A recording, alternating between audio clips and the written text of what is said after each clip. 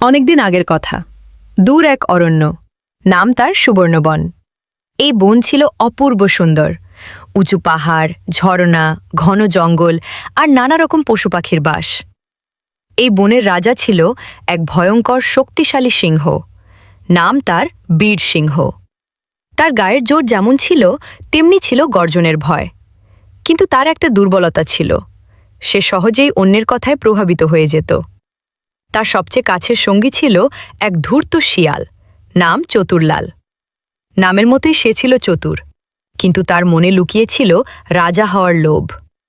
একদিন বিকেলে বনের ধারে এক বিশাল বটগাছের নিচে বসে বীরসিংহ আর চতুরলাল গল্প করছিল। এদিকে পাশেই বসেছিল এক বুদ্ধিমান বানর, কপিলু। সে চুপচাপ সব শুনছিল। চতুরলাল একটু কৌশলী ভঙ্গিতে বলল, মহারাজ, একটা কথা বলবো, আপনি রাগ করবেন না তো? বীরসিংহ বলল, বল, আমি সত্য কথা শুনতে ভয় পাই না। শিয়াল বলল, আপনার শক্তি আছে ঠিকই, কিন্তু এই বনের প্রাণীরা আপনাকে তেমন সম্মান দেয় না। এই কথা শুনে কপিলু বানর চোখ বড় বড় করে তাকালো। সিংহ গর্জে উঠল, কার এত সাহস?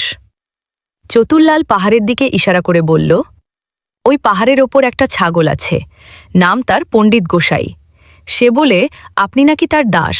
কপিলু বানর আর চুপ থাকতে পারল না। সে বলল, মহারাজ, শিয়ালের কথা সবসময় সত্য নাও হতে পারে, আগে যাচাই করে নিন। কিন্তু বীরসিংহ তখন রাগে অন্ধ। চুপ, তুমি কি আমাকে ভয় পেতে শেখাবে? কপিলু মাথা নেড়ে দীর্ঘশ্বাস ফেলল। পাহাড়ের ওপরে তখন ছাগল পণ্ডিত গোসাই নিশ্চিন্তে ঘাস খাচ্ছিল। তার পাশে ছিল এক বয়স্ক কচ্ছপ, ধীরাজ কচ্ছপ, আর এক হরিণ, মৃগাঙ্ক। হঠাৎ দূর থেকে সিংহের গর্জন শুনে সবাই আতঙ্কিত হয়ে গেল।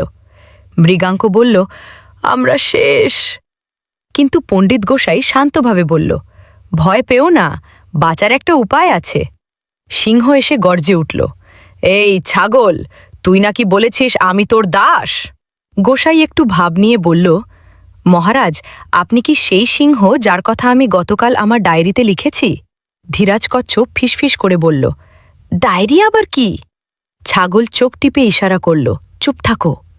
ছাগল মাটিতে দাগ কেটে বলল, আমি এই বনের আয়ু গণনাকারী, কে কবে মরবে সব আমি জানি।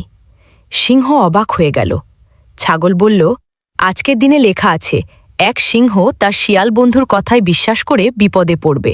এ সময় গাছের ডালে বসে থাকা টিয়া পাখি টিকু বলল, আমি কিন্তু দেখেছি, শিয়াল সব সময় মহারাজের কানে কানে কথা বলে। সিংহ আরও সন্দেহে পড়ে গেল। ঠিক তখনই সেখানে এসে হাজির হল এক জ্ঞানী হাতি, গজরাজ।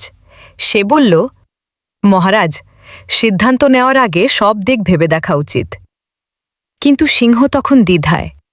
একদিকে শিয়ালের কথা, অন্যদিকে ছাগলের ভবিষ্যৎবাণী। নিচে দাঁড়িয়ে শিয়াল চিৎকার করছে, মহারাজ, ওকে এখনই খেয়ে ফেলুন। ছাগল তখন বলল, দেখলেন, সে চায় আপনি আমাকে মেরে ফেলুন, যাতে ভবিষ্যৎবাণী সত্যি হয়। সিংহের মাথা ঘুরে গেল।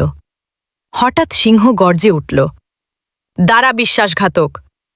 বলেই সে নিচে নেমে শিয়ালকে তাড়া করতে লাগল। শিয়াল চিৎকার করে দৌড়াতে লাগল, আমি কিছু করিনি। পুরো বন জুড়ে শুরু হলো দৌড়।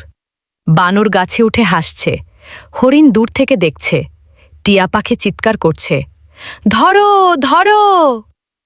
পাহাড়ের ওপর দাঁড়িয়ে ছাগল বলল, বুদ্ধি থাকলে শক্তির দরকার কম পড়ে।